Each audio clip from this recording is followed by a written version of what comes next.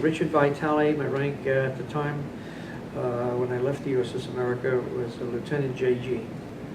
Oh, pomp and Oh, circumstance. pomp and circumstance. Oh, It my. was just, I have a notebook that I saved from it. And every little, I mean, I've got napkins, I've got the invitations, I've got every scrap of thing I could get from the newspaper. I cut it out and made a complete notebook, which I have here in the other room. I brought it with me, but was just a very, very exciting. I mean, the music and all the flags and all these gold. I've never seen so much gold right now, in my life. For sure. And Very, very, very, with the whites with the yeah. high collar. We love the uniform. Yeah, the uniform. Yeah, It was the just white very exciting. Just very exciting. And made you feel proud. Made you feel very, very, very proud to be an American. I don't think I've ever felt as proud to be an American as I was watching the ceremony, the community commissioning ceremony, and everything that had to do with it. I said, man, this is a great country. Look at the good stuff we do. You know, it was really, really exciting. The term is plank owner, you know, when you're for the first crew on the ship.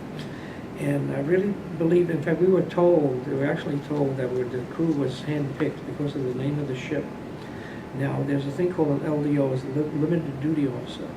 And the LDOs come up through the ranks. They started out maybe as a seaman or an airman, and they get commissioned, they go through all the chiefs, and then all of a sudden they get commissioned, and they can continue on as officers. So talk about experience. And most of the division officers of each department, who headed each department, were LDOs. And what's interesting with the America, a majority of the crew were reservists that had been activated or had, it was the time they wanted to get on active duty. So they were they were not U.S. Navy, the U.S. Naval Reserve on active duty. So it was interesting because you had these guys who were super experienced, obviously, all specialists in their field, and you got all these young kids.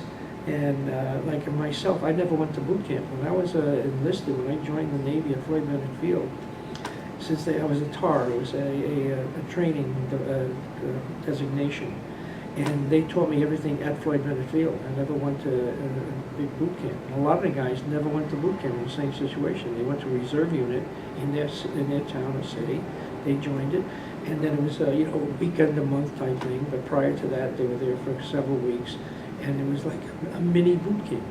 And it was very much mini. It wasn't the length at all that they had the regular boot camps. Excuse me. So it was. You think it would be very inexperienced, but they had a lot of on-the-job training, much more so. And the guy went to boot camp and eventually went to school, so everything was compressed as far as learning. They learned right away their specialties. So it was an exceptional ship, and they proved it. Because every time we went out, we got a big E, for efficiency. We had these inspections that were done. We passed them with flying colors because it was great. And the LDOs were funny. They were actually funny. Some of them were. The guy I worked for, Bill Hepburn was his name. He was a riot. The first time I met him, I got frightened because he looked like he was gruff, and he had a little cigar in his mouth. And I'm saying, sir, I said, he was a lieutenant, full lieutenant, and I was an ensign. I got promoted on the ship as a lieutenant JG. And I said, sir, is that a cigar? He says, well, what about it? I says, aren't we supposed to be handling fuels? He says, do you think I'm stupid enough to light it?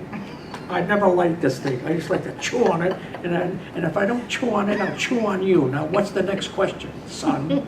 I was scared to death. I said, oh my God. What a great guy. What a mentor. He was so wonderful because he gave me full rein. I was brand new at the job. I'd been flying airplanes, all of a sudden thrown into this thing as assistant department head. And he'd give me full rein. He'd say, don't do this, don't do that. I said, okay. He told me once, that's it, I did it. The more he did that, the more he let me go to do my own thing. He had no trouble being ashore when we were taking on fuel, which he should have been there. He said, why? He says, you can do it just as good. You know as much as I do. And he would leave. He'd do that deliberately to give me some confidence. And boy, did it make me a better officer. I'm telling you. It really trained him. And he's one of many on the ship. you know, the same thing, that type of thing. They would let the younger officers and junior officers take the reins and run with it, which was, I think that's what made the ship so exceptional. Because the officer ranks were great, and the enlisted kids, they were out of this world. They were great to work with. So it was very, very exceptional ship, very much so.